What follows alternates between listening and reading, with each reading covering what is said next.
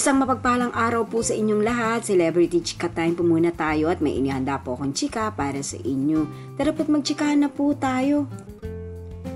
Pelikula ng Asia's multimedia star na si Alden Richards, sold out ang mga sinihan. Yes, mga celebrity chika time, nang po ang chichika ko sa inyo, nalubos rin pong usap-usapan sa social media ng mga netizens, lalong-lalo na nga po ng mga followers at supporters. Abay, sold out po ang mga upuan sa mga sinihan.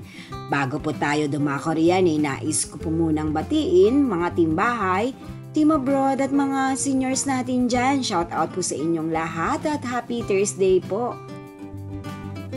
Showing na nga po mula pa kahapon ang movie po ni Alden at Julia Montes na 5 Breakups and a Romance. At makikita nga po natin sa mga naglalabas ang larawan sa social media na punong-puno po ang mga tao sa loob ng mga sinihan. At karamihan na nga po sa mga upuan sa loob ng sinihan ay sold out na po. Ganyan po pinagkakaguluhan at pinipilahan ang movie po ni Alden na 5 Breakups and a Romance.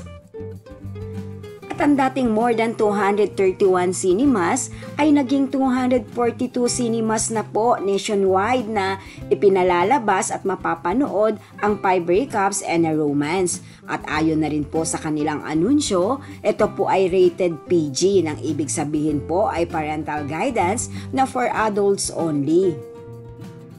Parami na nga po ang mga sinihan para sa movie po na ito ni Alden mula Luzon, Visayas at Mindanao.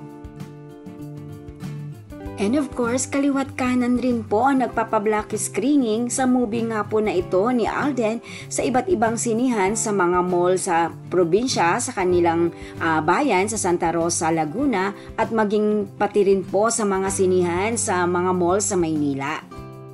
Ganyan po kasuportado ng kanyang mga kababayan at maging pati na rin po ng kanyang mga followers at supporters at mga kaibigan ni Alden kung kaya't nagpapablock screening pa po ang mga ito.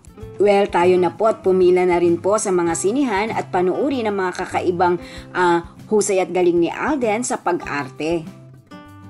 Yan po ang aking chika updates for today. Salamat po sa inyong panunood. Huwag po kalimutang mag-subscribe. Pwede po mag-comment sa ibaba. Basta't wag lamang po harsh o nakakasakit sa isa't isa. Salamat po muli. Spread love, not hate.